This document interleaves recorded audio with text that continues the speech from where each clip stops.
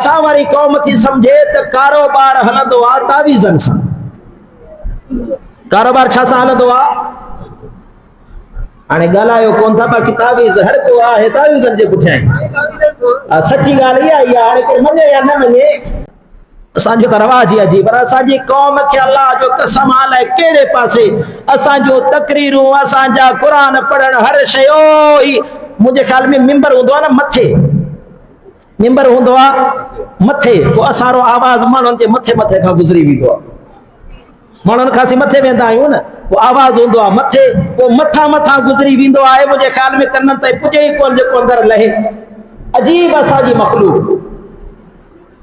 कारोबार आबाद थियणो हो सजदे सां, कारोबार आबाद थियणो हो अल्लाह के राज़ी करण सां, कारोबार आबाद थियणो हो हक़ हिलाल जी कमाई सां, कारोबार आबाद थियणो हो पंहिंजे कारोबार में अमानतदारी सां, कारोबार आबाद थियणो हो पैमाइश खे दुरुस्त करण सां, कारोबार आबाद थियणो हो पंहिंजी माप तोड़ खे सही करण सां, कारोबार आबाद थियणो हो हिकु नंबर शइ विकिणण सां। पर असां वारी कौम थी समझे त कारोबार हलंदो आहे तावीज़न सां। कारोबार छा सां हलंदो आहे? हाणे ॻाल्हायो कोन था बाक़ी तावीज़ हर को आहे तावीज़न जे पुठियां। सची ॻाल्हि इहा ई आहे। हाणे केरु मञे या न मञे, जहान सॼो इहो असां वटि माण्हू मुंहिंजो साहिबु साइथ जो तावीज़ ॾिजो। बाबा साइथ छा हूंदी आहे? मूंखे त ख़बर कोन्हे। असां साइथ बाबा छा साइथ? आऊं त पंजाबी माण्हू आहियां, मूंखे त लफ़्ज़ साइथ जी माना जी ख़बर ई कोन्हे। छा आहे साइथ? असां कारोबार भलो थी वञे।